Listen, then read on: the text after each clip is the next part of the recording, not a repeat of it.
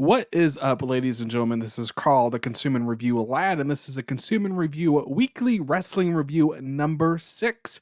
So much wrestling this week between WWE, AEW, New Japan. You probably have easily Impact over 20, maybe even over 24 hours of wrestling you could watch this week. But this week, I consumed AEW Dynamite Grand Slam, AEW Rampage Grand Slam, WWE Monday Night Raw, and WWE Friday Night SmackDown, and I'm going to review those shows in this podcast. And again, this is the weekly spoiler warning. If you don't want to be spoiled for any wrestling this week or in the future from the promotions I mentioned or other promotions, don't listen to this podcast if you don't want any wrestling spoils whatsoever, because I may spoil something for you. So this week, we're going to start off with AEW. We're going to be a little bit different. Start off with the AEW Dynamite Grand Slam, Arthur Ashe Stadium, Flushing, New York. Approximately 20,100 fans in attendance. It was viewed by 1.2 million, 1,273,000 viewers, 627,000 in the 18 and 49 demo for a 0.48 demo rating. That's going to be a big story once we get to the WWE side of things. We start off with Bryan Danielson's entrance, Kenny Omega's entrance, and we start off with the dream match, Bryan Danielson versus Kenny Omega, which went approximately, actually probably even exactly on the dot, 30 minutes, because it ended in a 30-minute time limit draw, and the crowd was super hot for this match. You had holy shit chants, you had fuck 'em up Bryan chants, you had fight forever chants. You had a lot of great chants, and it ended with them some striking each other, and then you had the bell ring because it was a draw, and the fans just immediately booed. There was so much booing going on right then. It was an awesome, and by the way, this was an awesome match, despite the draw, even with the draw, absolutely awesome match. After the bell ring and it was a draw, Danielson put Omega in the Yes Lock, the Super Click, which is Young Bucks and Adam Cole. They came out to save Kenny and they beat up Danielson. Christian Cage and Jurassic Express came out to make the save. What a great way to kick off this Dynamite. Absolutely just a fantastic match. This match got 5 stars in the Wrestling Observer rating if you're into that. This is Bryan Danielson's first ever 5-star match. Apparently he's never had a 5-star match before, and I don't even know how many Kenny Omega's had, but I'm sure it's quite a bit. We go into CM Punk has his entrance. He grabs a mic, and he said he's glad he's not wrestling on Dynamite because he doesn't want to follow that. And really, the crowd seemed almost kind of dead at this point. Really dead compared to what they were about 10-15 minutes ago. And I think they were kind of let down with the draw. And they didn't really have a reaction to that. I think CM Punk was probably expecting them to have some sort of reaction, to cheer the performers with that match. But they're just kind of just silent. And so he just kept going. He's talking about how it's been a long time since CM Punk's been in New York City. It's been even longer since professional wrestling has been in New York City, which isn't true because, New Japan and ROH had their super card in 2019. So I'm really not sure what that was about. He cuts a promo on Hobbs and Team Taz, and he was just hyping up his match for Rampage. He ends with hugging Steven Arnell, who was ringside for this. I think it's his co-star in the Heels TV show. And of course, Steven Arnell wrestled in All In, and I believe he's wrestled in WWE before also. We have MJF entrance with, he came out with Wardlow. Brian Pillman Jr. had his entrance with Julia Hart. I think if he had to do 2 versus 2, I think MJF and Wardlow would probably win if this was some sort of tag team match, but it's not. It's a singles match. MJF versus Brian Pillman Jr. It went approximately 9 minutes.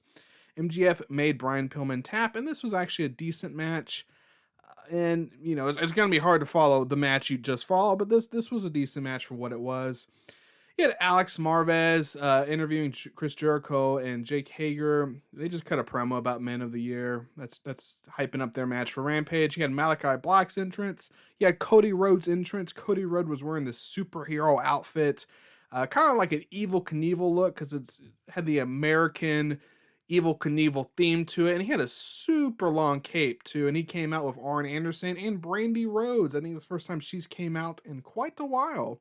And she actually was in this match just a tiny bit. She came in when Malachi Black was doing a spot where he sits cross-legged in the ring. She sat cross-legged across from him, flipped him off, mounted "fuck you," and then Cody Rhodes attacked him from behind. So she kind of helped Cody in this match. And this match went approximately 11 minutes.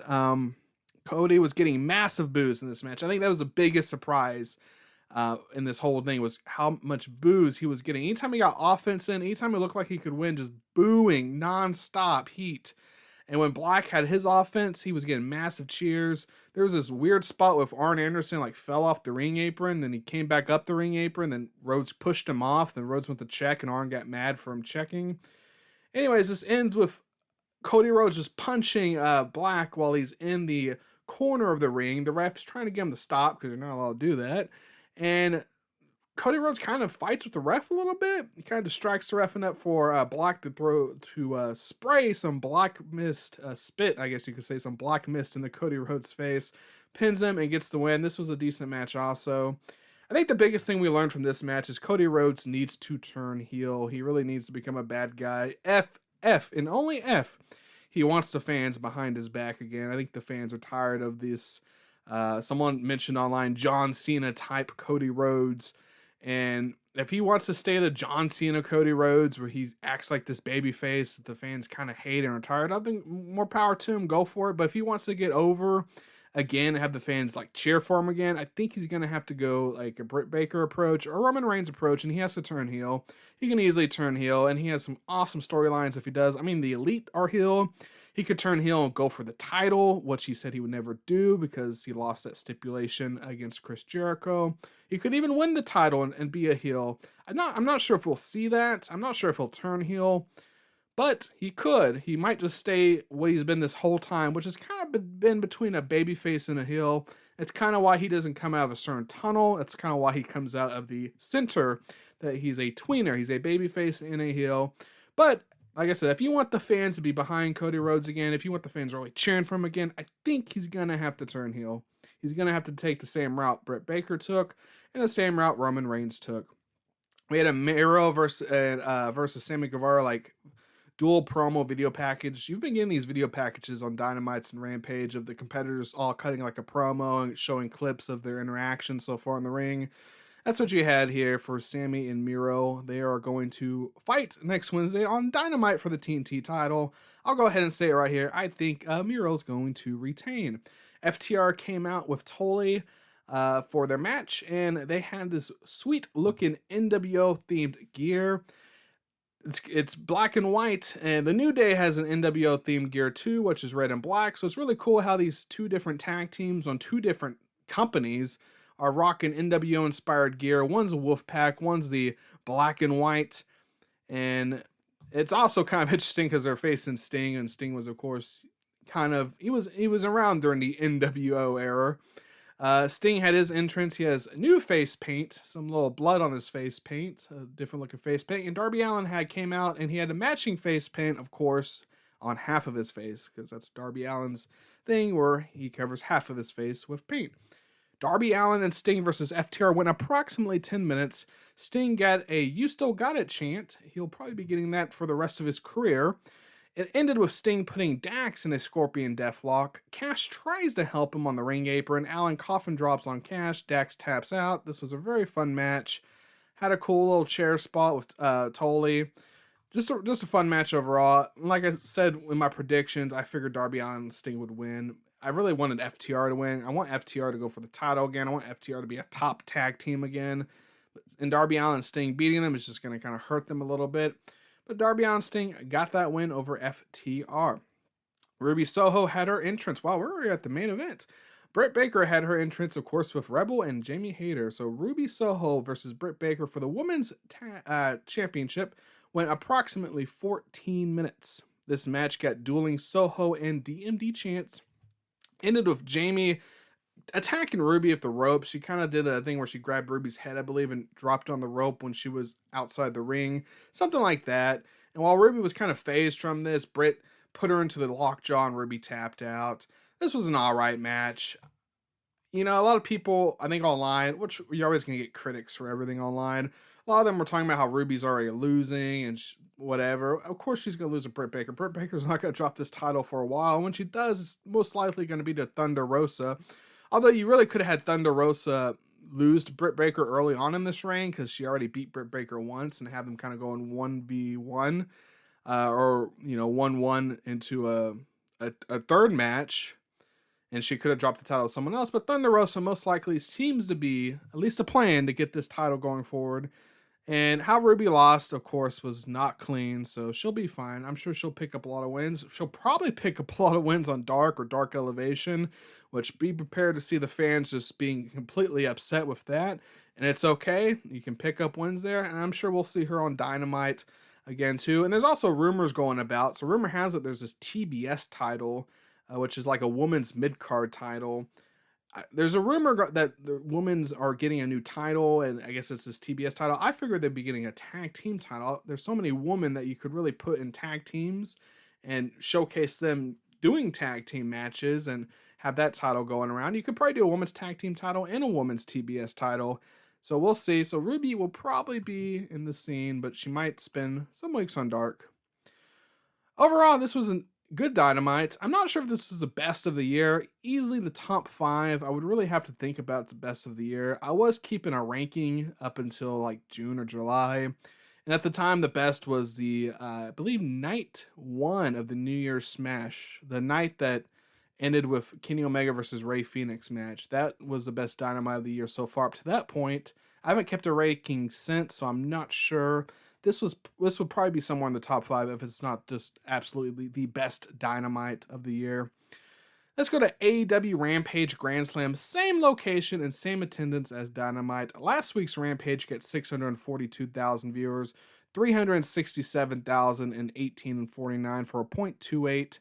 It's going to be interesting to see what this week's gets next week, and I'm really interested in what it's going to get. It's a 2-hour, but this is a big 2-hour. And last week's Rampage and the last few weeks' Rampage weren't really that special. This one's special, so I'm really interested in what the ratings are going to be. So we have a Hobbs entrance with Hook. CM Punk has his entrance, and the trunks are back. No more pants. He's wearing trunks. Punk's versus Hobbs went approximately 13 minutes. This was a decent match. You still got a chance. He'll probably be getting that in a while too. Punk flipped off Hook. Hook got a shot in on Punk during a commercial break picture-in-picture. Punk got busted open somewhere during this match and was bleeding. He bled all over his wrist straps. Or wrist tape, I should say. Ended with Hook on the apron, and Punk was approaching him. Hobbs goes to ram Punk from behind, but Punk kind of moves out of the way, and Hobbs rams Hook off the apron. Punk hits the go to sleep to win the match. This was, like I said, a decent match. It's kind of crazy to think how far Hobbs has came. I feel like it was a year, maybe a year and a half ago. He was jobbing on Dark, not even on Dynamite, on Dark. And now he's jobbing on Rampage. Okay, this is a job, but he's jobbing on Rampage in front of 20,000 fans against CM Punk. And CM Punk's second match back and first TV match in 7 years. So Hobbs has definitely came a long way. He's definitely, I feel like, going to get some sort of title in the future, maybe a future world champion. If not, probably at least a future TNT champion. I believe maybe even the FTW championship. Ricky Starks might have to watch out for that title. Who knows? Maybe they'll get a tag team, maybe a triple threat. Anyways, I think he's probably going to be a future champion, which is what a big rub. Of course, Punk's going to win. I think most people expected that. But just fighting Punk is giving him such a huge rub, and the way he lost the match was, it wasn't bad. It wasn't like he got completely buried. So overall, decent match. We have Jade Cargill, Thunder Rosa, and Nyla Rose cutting video promos. The three of them are involved in some sort of feud, I believe. Maybe it's just a way to showcase the women. But they cut some video promos there. It was really Thunder Rosa kind of directed to both of them. Maybe it's like maybe a triple threat match in the future. Young Bucks had their entrance with Don Callis, Brandon Cutler, and Gallows. No Anderson was with them. I don't know where Carl Anderson was. Adam Cole had his entrance. Christian Cage had his entrance. Jurassic Express had their entrance with Marco Stunt, and Don's on commentary for the Super Click versus Christian Cage and Jurassic Express, which went approximately 15 minutes. This match ended with Luchasaurus pretty much taking a BTE trigger in all of Cole's finishers. Cole pinned him to the win. This was a very fun match, a really fun match. We had the Man of the Year entrance with Dan Lambert, Chris Jericho entrance with Jake Hager. Jericho and Hager versus Man of the Year went approximately 11 minutes. Dan Lambert grabbed Hager's leg, and Scorpio Sky rolled him up for the pin, and this was an okay match. Real quick, back to the Super Click match. At the end, you kind of saw Adam Cole trash talking Jungle Boy, and it was announced that next week on Dynamite, we'll have Jungle Boy versus Adam Cole. That's going to be an absolutely awesome match. Most likely Adam Cole's going to win, so it kind of sucks that Jungle Boy has to take the loss there, but he's taken a loss recently against Kenny Omega not too long ago. But that is probably going to be an absolute barn burner match. Very excited for that match. Anyways, back to Jake Hager, Chris Jericho versus Man of the Year. After that match was over, and I'm glad Man of the Year won. I thought Jericho and Hager would win, but I wanted Man of the Year to win. They needed some sort of momentum, and this, how it ended, was great. Gave them a lot of good momentum. After the match, Hager pretty much cleaned house too, which also helped. And Jericho dragged Dan into the ring, but then the American Top Team fighters just came out of the crowd and they surrounded the ring, and they go in and they beat up Hager and they beat up Jericho. And this whole segment ends with Chris Jericho getting a V-trigger by Jorge Masvidal. And Jericho's busted open, has some blood on his forehead there, which is the same move that Jorge Masvidal did in a UFC event a few years ago. It was a really quick knockout, very viral move, and he did it to Chris Jericho there. So that was a really kind of cool moment on Rampage, in my opinion. He had the Private Party entrance. It came out of Hardy, Butcher and the Blade, and Jack Evans, Santana and Ortiz, Lucha Bros, Santana and Ortiz, and Lucha Bros versus Private Party and Butcher and Blade. That match went approximately 10 minutes. At one point during the match, Matt Hardy went to cut Santana's ponytail, and Orange Cassidy came out. So Jack Evans goes to attack Orange Cassidy, but Orange lays him out with the Orange Punch, and then Cassidy just leaves. And then Matt Hardy's like, you know what? After seeing that, I don't want to cut a ponytail anymore. That's kind of what happened. The match ended with a street sweeper with a member of Santana Ortiz pinning a member of Private Party. This was a very fun match, and maybe that finish of the match will lead to maybe a feud between Santana Ortiz and Private Party. Maybe we'll have another match. Or maybe Santana or Ortiz will try to get a match against the Lucha Bros for the tag team titles. Now, that match would probably be a barn burner after watching this match. During the match, the Lucha Bros and Santana and Ortiz kind of did like their moves together. So when the Lucha Bros would do like a dual move, instead of doing with the Lucha Bros, it was like Penta and Santana or Rey Fenix and Ortiz. That sort of combination, which was really cool to see. Matt Hardy's backstage. He's upset. He challenges Orange Cassidy to a hair versus hair match. Except it's against Jack Evans, not against him. So Orange Cassidy versus Jack Evans next week on Rampage. Hair versus hair. I guess maybe Jack Evans wants to get a haircut. Is that what's going on here? Sammy Guevara comes out with Fuego del Sol. That he's holding signs. He's doing that segment. Well, he does the signs. Miro comes out and just pretty much lays them to waste. They do kind of fight back Miro a little bit, but then he just lays them to waste. He throws Fuego off the stage through a table. He puts Sammy in game over. At the end, he holds up the next TNT champ and tears the sign up. We have an Andrade video promo, which kind of related to his last video promo where he doesn't want to cheat. He wants to win fair and square. And it sounds like he's challenging Pac again. And I'm pretty sure fans don't mind to see that match again. Let's run that match back. Let's do a best out of 3, a best out of 7. That was a fun match. You had Anna Jay and Penelope Ford have their entrances, but before Penelope Ford could get to the ring, Anna Jay goes and attacks her. They had a 7-minute match, approximately a 7-minute match, and it ended with Bunny distracting the ref. And while she was distracting the ref, at the same time, she threw a pair of brass knuckles in the ring. So Ford hit Anna Jay and pinned her to get the win. After the match, they double-teamed Anna Jay. Tay Conti comes out, and then they beat her up and hit her with the brass knuckles. Then the Hardy family office men come out and just kind of like block the ring from the ramp. Orange Cassidy and Chris Statlander, they come out, but of course they're outnumbered from the Hardy family office. But then the Dark Order comes out. They're united and they go into the ring and they clean house. It ends with the Dark Order facing off in the ring. Alex Reynolds asks or offers Uno a handshake, and Uno just leaves the ring. So the Dark Order, they are still divided. Mark Henry does his weekly pre-main event interview. This one was kind of messy, but it was just a lot of stuff going on. Archer had his entrance. Suzuki had his entrance. The fans got to chant the part of the song. Moxley had his entrance with Eddie Kingston. Archer and Suzuki versus Moxley and Eddie Kingston went approximately 15 minutes. It was a very fun match. A lot of weapons were used. It ended with Homicide. He came out to help Moxley and Eddie, and then Eddie got Archer in a trash can and was just hitting with a kendo stick over and over and over again, and he pinned Archer for the win. And while the match was ending, Suzuki and Moxley were just trading blows, so maybe that feud's going to continue. Maybe we'll see some more matches out of those two. Rampage ended with Moxley, Eddie, and Homicide celebrating in the ring, and this was a good Rampage. Probably the best Rampage they've had, which, I mean, is not really fair to say because it was a 2-hour card. Awesome matches, and I really wonder if Rampage in the future is going to be 2 hours. They have the roster for it for sure. It's such a stacked roster.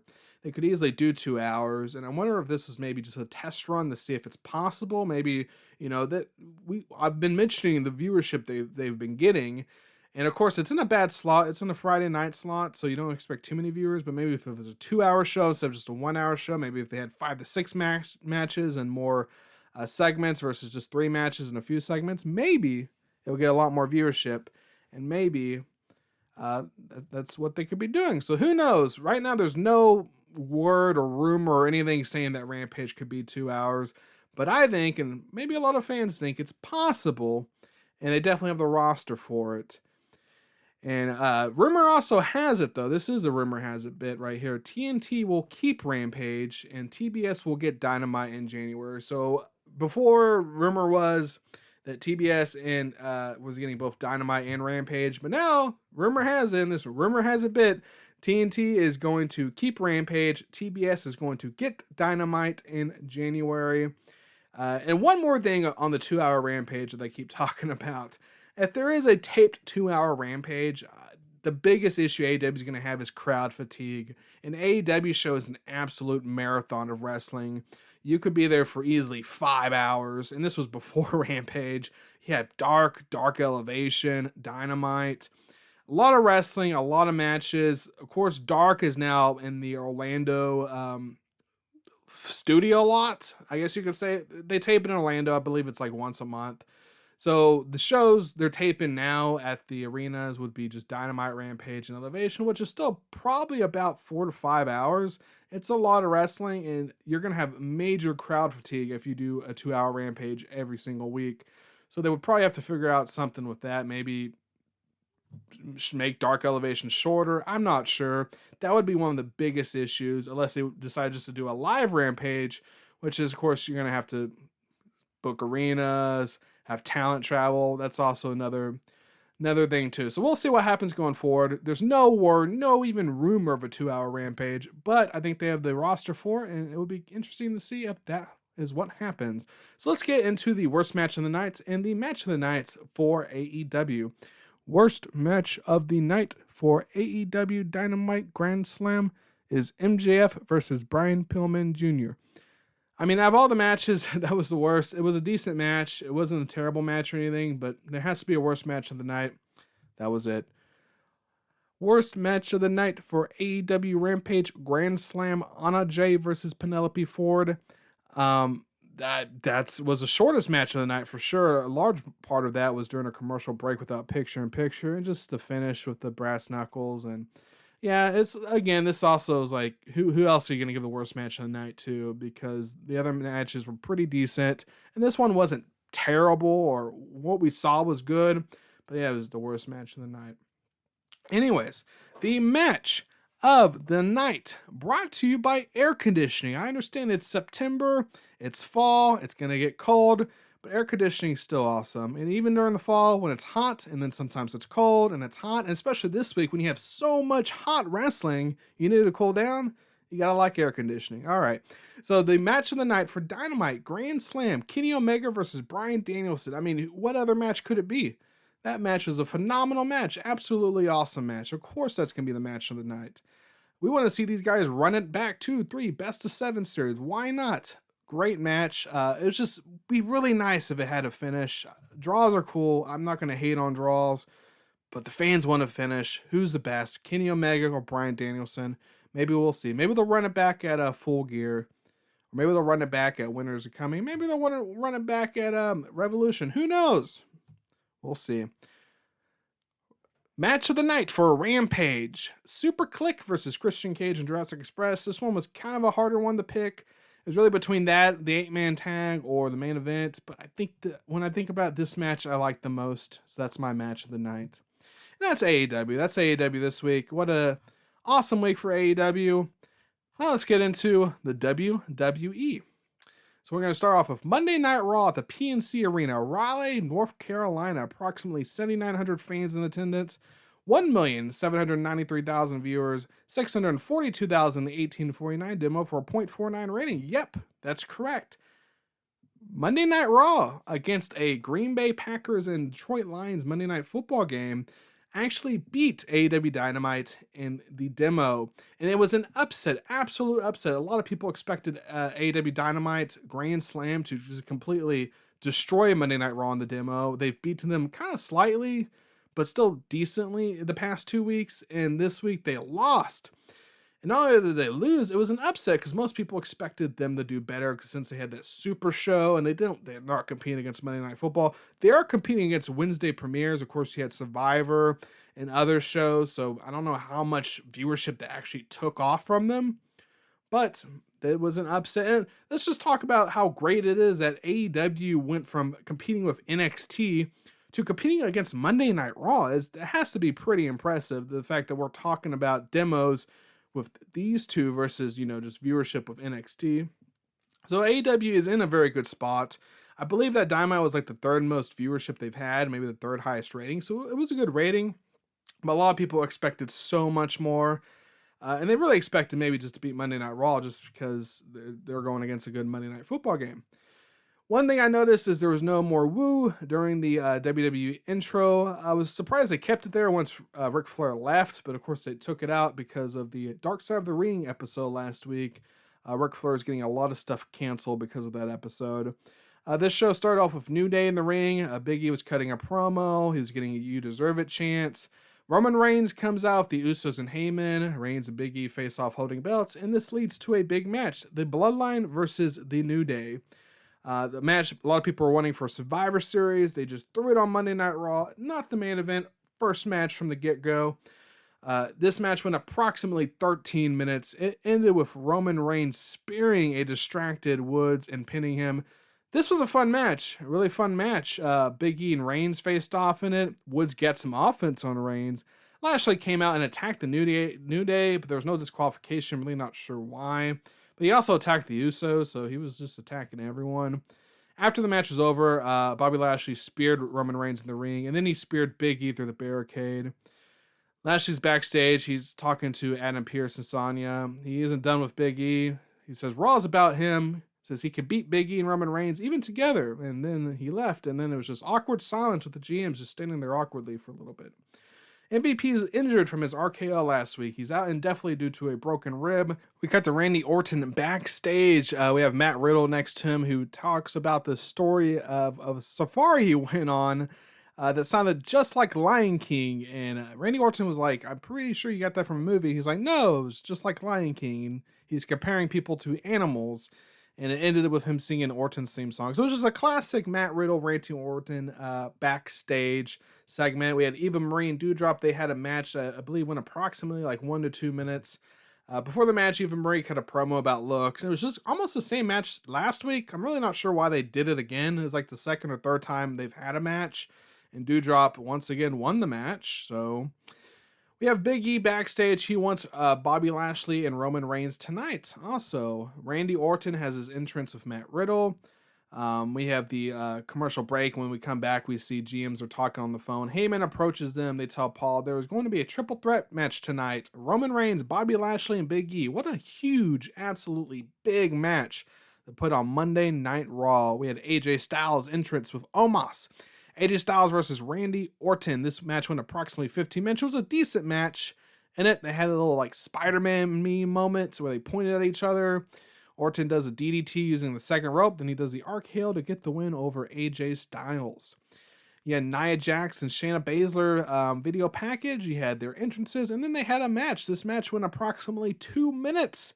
Shayna choked out Nia Jax to win, but it was after the match. It's the real story. She kept attacking Nia Jax. She used stairs, and she stomped on her elbow over and over, just at awkward angles, and Nia Jax was just screaming in pain, rolling around, screaming in pain, and Shayna just looked kind of conflicted. She looked upset at what she did. She couldn't believe it. Mustafa Ali had his entrance with Mansoor. I actually think they have a combined entrance now. And Humberto Carrillo and Angel Garza. I probably butchered both those names. They have a combined Titantron 2 entrance. I guess this is a new tag team. And we get a little backstage promo from them earlier today. And they had a match. Mustafa Ali and Mansoor versus Humberto and Garza that went approximately 3 minutes. When Mustafa Ali is thrown hard into the ring post, and Carla and Garza finish him with a submission drop kick and get the pin. This was a short but fun match. And Humberto got the pin in the match. We had the Karrion Kross video package, kind of like the same package we got last week. Nikki Ash and Rhea Ripley, they come out, and they're going to have a match with Natalya and Tamina. And this match went approximately 3 minutes. Wow. Another 3-minute match. Nikki Ash pretty much small packaged Natalya to win while Rhea was fighting Tamina outside the ring. And this was a match.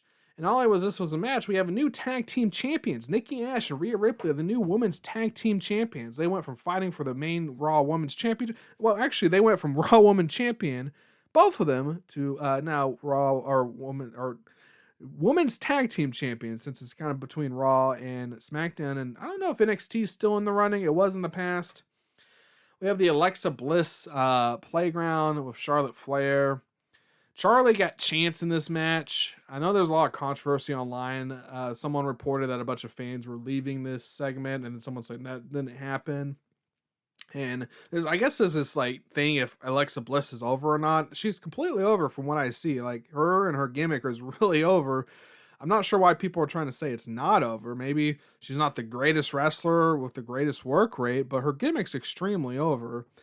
And I mean, she's going against Charlotte Flair, who people are almost at this point kind of sick of having a title. And that's what this promo is really about is, I think Charlotte was calling Alexa broken.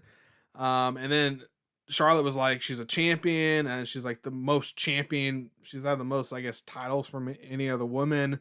And then Alexa points out the obvious. Well, if you've won the most, you've also lost the most than any other woman. People don't really point that out when they talk about how many times someone's been a champion. If you're a 16-time champion and you're not a champion anymore, that means you lost the belt 16 times. Charlotte Flair was bragging about how she's so much better. And then there's some woo chants were going on. And then Alexa Bliss was like, that's not even you. That's not even original. And Charlotte was like, well, let's not talk about originality now, please. Which was, of course, referring to Alexa Bliss's gimmick, which is kind of from The Fiend, and of course, The Fiend's gone. So that was a little fun moment in the promo where Alexa Bliss was like, that woo chant, that's not even for you. That's, for Ric Flair. And then she was like, well, let's not talk about originality now. Of course, this ends with a fight between the two. Charlotte pushes Alexa. Alexa fights back. Charlotte kicks Alexa. Alexa jumps on Charlotte's back. At one moment in this fight, Charlotte rips Charlie's head off. I think goes to rip Lily's head off, and Alexa attacks her, DDTs her, takes Lily. Alexa stands tall, but she does look a little worried. We have the weekly 24/7 segment, backstage, R-Truth, Drake, Taguawa, Drew Gulak have a whiteboard. They have a plan to capture Reggie with a neck, but they messed up, and they drop it on Gulak. Reggie uses parkour to escape them, just the same thing we see every week. They told everyone to vote for The Miz on Dancing with the Stars. I don't think they've done that before. That was cool, kind of cool. Jeff Hardy versus Sheamus. If Jeff wins, he's added to the United States Championship match. And this match went approximately 9 minutes, and he won. In the match, Sheamus took off his mask, but he got a cut next to his nose, and it was bleeding. Hardy hits the twist of fate, goes to do the Swanton Bomb. Sheamus puts his knees up to block it. Hardy reversed that into a roll-up to win the match. This was a very fun match. After the match, Sheamus and Priest argue, and then they start fighting. Roman Reigns had his entrance, which might be the fastest Roman Reigns entrance all year. It was super fast. Lashley had a fast entrance. Big E had a fast entrance. Big E versus Bobby Lashley versus Roman Reigns. This match went approximately 21 minutes. This match got This Is Awesome chance. Big E does the big ending to Reigns, pins him, Lashley breaks it, slams Big E through a table, Lashley spears ring, Big E breaks it. You got a lot of that going back and forth. Lashley goes for a hurt lock. Superman punch to Lashley before he locks in on Big E. Goes to spear Big E. Big E spears Reigns outside the ring. Throws Reigns into the ring. Goes for the big ending. Hits it. Lashley hits Big E with a chair to break the pin. Of course, no disqualification. Hits him with the chair again over and over. Reigns then spears Lashley. Pins him to win the match. And this was a good match. A good match. This was also a good Raw. I saw a lot of people online really hyping up this Raw, saying it was the best Raw of the year. And it might be, because Raw has just not been good this year at all. And this was a good Raw. I've seen better Raws. I think Raw could be a lot better than what it is. And while this was a great Raw, this was not the best wrestling show this week. And Raw could be a lot better. Hopefully the draft shakes things up. Hopefully the draft gives Raw a lot more talent to fill up those 3 hours. And hopefully we have some good Raws going forward. I like when wrestling's good. I know I talk really highly of AEW and there's this divide where you can only like one or the other. I like both. And I want both companies to be as great as possible. Because it's just better wrestling is fun to watch. I want to watch great wrestling. I don't want to watch okay wrestling or terrible wrestling. I want to watch great wrestling. So hopefully Raw after the draft can keep this momentum and be as good going forward. They can't get Roman Reigns and they can't get these awesome. Well, they could if they want to get these awesome pay-per-view matches all the time, but they're not going to really be able to get Roman Reigns. Well, they could get him on both shows if they wanted to. But realistically, if he's going to be on SmackDown, I don't think he's going to be on Raw every single week. And if he is, it's going to lose its draw.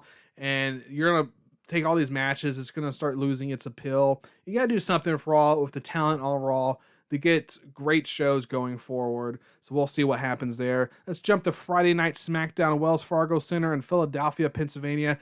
Could not find an attendance number online. Just kind of like last week, I couldn't find an attendance number either. But last week, I believe it was in Knoxville, I'm now seeing a number of 6,100. Last week, I didn't have an attendance rating because I couldn't find one, and it looks like it was around 6,100. So maybe next week I'll have an attendance rating for this one. I do have the ratings for last week, 2,243,000 viewers, 756,1849 for a 0.58. This one, SmackDown started off with a Becky and Bianca dual promo. Becky slapped Bianca, leading to a brawl. Becky goes for the man slam. Bianca reverses and hits the KOD. Bianca leaves the ring, walks back to the ramp, but she is standing tall at the end of this fight. We have Rick Boogs doing the Nakamura entrance, champion entrance first in this championship match. Apollo Crews came out with some really cool looking CGI lions. Nakamura versus Apollo Crews went for approximately 8 minutes. During the match, Boogs was playing Nakamura's entrance on his guitar to pump up Nakamura. Aziz goes to distract. Boogs attacks him. Nakamura rose up Apollo to win. It was a fun match. Montez Ford does a backstage interview where he trashes the Usos, calling them bloodline bitches. The next segment we see Reigns watching them being called the bloodline bitches. And he makes Heyman schedule a match for him tonight against Montez Ford. Montez Ford is alone. His partner had to do something. I didn't really catch where he went, but he wasn't there. So Montez Ford is by himself, and Roman Reigns wants to 1v1 him because of what he said in his promo. The GMs are talking backstage. Heyman approaches them. They tell him, no, we're not going to let you know where Lesnar is being drafted. He's like, well, I want Reigns versus Ford tonight. Why don't we do that? And they're like, that sounds like a great idea. We have Seth Rollins cutting a backstage promo about Edge. Edge, about an hour or so later, tweeted that he'll be returning to SmackDown next week. So we'll be seeing Seth Rollins and Edge probably in Saudi Arabia since it's not going to be in time for Extreme Rules. Liv Morgan and Zelina, they have their entrances. Carmella has her entrance right before the match begins. She does commentary by sitting on the table. Liv Morgan versus Zelina went approximately 2 minutes. It ended with Liv slammed Zelina into the turnbuckle like she did Carmella last week. Carmella left commentary, went to talk to Liv. Liv grabbed Carmella and pulls her hair. Zelina capitalizes on this distraction to hit a sunset flip type move. I don't know the name of that move. And to win the match. And this was a match. A lot of people online were disappointed because she lost. And it makes sense for her to win. It makes sense for her to beat Zelina, so we can see her go against Carmella, see if she can win that one. But how they booked the match, how she lost against Zelina, I think it's fine. I think Carmella distracting her, it was a dirty, it wasn't a clean finish, it was a dirty finish. I think Liv could easily beat Carmella, and it would make up for it. But if Liv loses to Carmella, then, well, Yeah, Liv's just being buried once again, unless, they have a long-term story planned with her. We'll have to see. We have video clips of Corbin buying suits. We have the Happy Corbin entrance, a new show called Happy Talk. First guest is himself, talks about all the fancy stuff he buys. KO comes out. KO is Kevin Owens. Before Kevin Owens can get to the ring, someone attacks him. I'm not sure who. They mentioned a name. I'm not sure who attacked him. But the segment pretty much ended with Corbin and the mystery partner slamming Kevin Owens on steel steps. Montez Ford's backstage preparing for his match. Asks if he regrets trashing the Usos earlier. He says no. Nikki Ash and then has her entrance, and Rhea Ripley has an entrance, and then Natalya has her entrance with Tamina. Nikki Ash versus Natalya went approximately 2 minutes. Tamina went on the apron. Rhea attacked her. Natalya rolled up Nikki. Breaks at 2. Nikki rose up Natalya to win, and it was a match. Shotzi and Nox came out in their tank, shot something at Nikki Ash and Rhea Ripley, so we'll be seeing Shotzi and Nox versus Nikki Ash and Rhea Ripley probably soon. Ray and Dominic backstage in the locker room. Ray is coaching his son. Dominic wants him to stop. Said if he wasn't there, he probably would have been able to beat Sami Zayn. Ray's like, you know what? I'll give you some space, and he leaves. Sami Zayn comes in, and he compliments Dominic on their matches, saying he was better each and every time, and tells him to listen to Rey Mysterio less. So we see the divide is well, the divide has been starting for a month now, but this is just another step to that divide. Naomi gets her entrance. She cuts a promo about Sonya refusing to book her. Sonya comes out and says that she's the one that makes matches and she's not going to book Naomi pretty much. Naomi challenged her to a fight. She started a chant, a make the match chant, and Sonya cut her audio. She sent security to take her out and take her to the back, and she just kind of cut a promo just trashing her, saying just go do your TikTok dances in the back and become irrelevant, something along the lines of that. So Naomi versus Sonya Deville is probably going to be a match that happens soon. We have backstage the Bloodline. They're walking to the ring. Usos and Otis and Chad Gable face off, though. Maybe a future matchup there. Montez Ford had his entrance. Becky Lynch cut a backstage promo, really just putting herself over. Reigns had his entrance. Roman Reigns versus Montez Ford went approximately 16 minutes. During the match, a section of fans were chanting Tribal Chief. I think Montez crotch chopped them. Montez went to do a jumping spot outside the ring, so he went to stand on the corner of the announcer table, and it just completely collapsed when he stood, just collapsed. So he went and did his spot off the ring stairs instead. The match ended with Reigns putting Ford in a guillotine, and Ford tapped out. This was a good match. It was a fun match.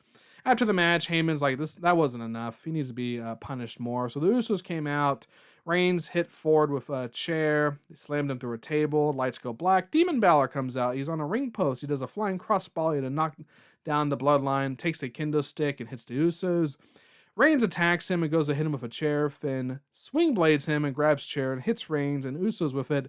Demon Balor stands tall at the end. It was basically a 2-match SmackDown. It did build, I guess you could say, Extreme Rules a bit, but it was nothing amazing about this SmackDown at all. Especially when you compare it to the 2-hour Rampage of how many matches you saw on Rampage versus how many matches you saw on SmackDown and the length of the matches. SmackDown could definitely be a lot better too. So let's get into the Extreme Rules predictions. And by the way, this Extreme Rules is just a weak card. 6-match card. It's just weak. There's only one Extreme Rules match. I think they might add some stipulations or maybe some matches before the show starts. But wow, so far it's weak. And considering Raw and SmackDown's supposed to be building up, those were the go-home shows, and they really didn't add anything extra to it. You could have had Happy Corbin versus Kevin Owens. We don't even have the WWE Championship on the card. We don't have the New Day on the card. We don't have Randy Orton or Matt Riddle on the card or AJ Styles. There's a lot of people not on this card. But we have Carmella versus Liv Morgan. And I really think Liv Morgan wins. I think her coming back to beat Carmella makes sense considering she just lost to Zelina and the way she lost to Zelina. I don't think she's buried yet. Now, as she loses to Carmella, she's pretty much buried, and we'll see if she comes back to TV. But I think she might beat Carmella here, and maybe this will help push her to maybe a title match in the future. We'll see. WWE SmackDown's women's title match, Becky Lynch versus Bianca Belair. I think Becky Lynch wins. No idea what face she could face next. I think with the draft coming up, we could get a new face wrestler. Maybe Bianca will go to Raw. Maybe the Street Profits will go to Raw too. And maybe Becky Lynch stays on SmackDown and we get I don't even know who you could get from Raw on the SmackDown that she could feud with. Maybe she'll feud with Liv Morgan. We'll see. WWE Raw Women's Title match: Charlotte Flair versus Alexa Bliss. I think Alexa Bliss wins. I think she takes the title off Charlotte Flair. She's really over right now for gimmick, and they can make a new title for her and sell it on the WWE shop, kind of like they did with the Fiend and his title. Who she faces next, I don't know. But again, we have a draft coming up. But Charlotte Flair, maybe she needs to do something without having a title for a change. Maybe that's that promo's about. What could Charlotte Flair do with the title? Who knows? So I think Alexa Bliss with the title right now makes sense. WWE SmackDown Tag Team title, Usos versus the Street Profits. I think Usos retain. I think they're basically, I think they already basically hinted at the next feud of Otis and Chad Gable, but I think they retain. I don't think they're losing the title yet. WWE United States title match: Damian Priest versus Jeff Hardy versus Sheamus. They could add a stip to this match, but of course this match is automatically no DQ, but maybe turn this into a lighter match. Who knows? I think Damian Priest retains. There should be some mid-card heel he can beat on Raw or SmackDown that he could feud with next. He might even go to SmackDown. I'd be surprised if we see Damian Priest on SmackDown and Nakamura on Raw after the draft. We'll see. But I think Damian Priest retains. WWE Universal Title Extreme Rules match. Only match on the card that's Extreme Rules so far.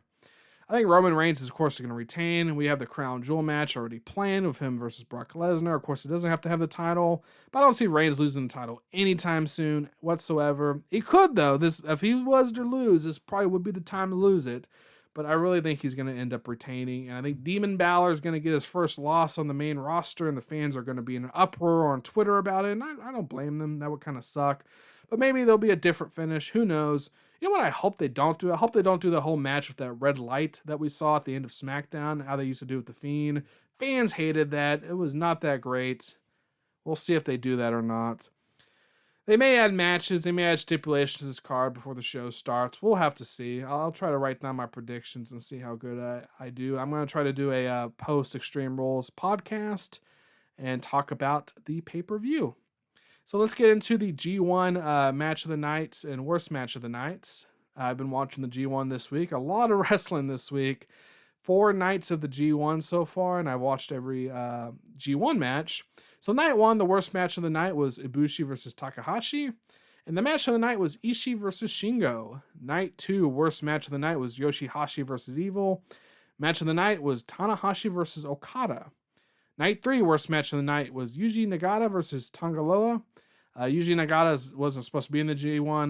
Naito is injured, so he's out for the rest of the G1. But I'm still counting those matches as worst match of the night, match of the night, even though I think all the competitors are getting like 2 points automatically. And that was the worst match of the night. And whoever gets the worst match of the night, we'll tally them at the end of the tournament to see how many they get. So Yuji Nagata has won worst match of the night so far. Match of the night was Shingo versus Zack Sabre Jr. Night 4, worst match of the night was Yoshihashi versus Jeff Cobb. And match of the night was Okada versus Evil. So far, it's mostly the main events getting match of the night. But there were some close ones, especially in the B block. I thought Sonata and Tamatanga on night 2 was really close to getting match of the night, but I gave it to Okada Tanahashi. I think that match was a little bit better.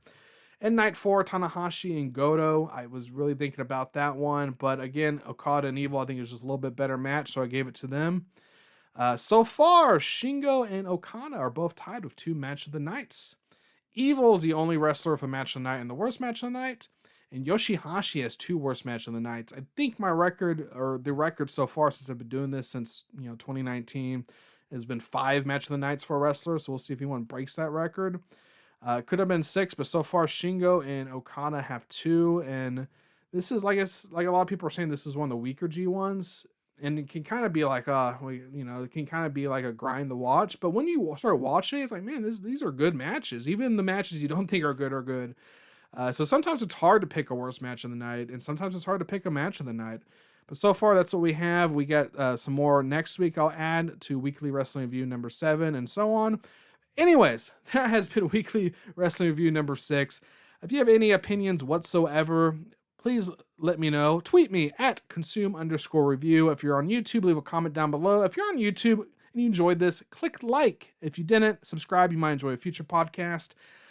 Anyways, this has been Weekly Wrestling Review number 6. My name is Carl, the Consume and Review Lad. Peace out.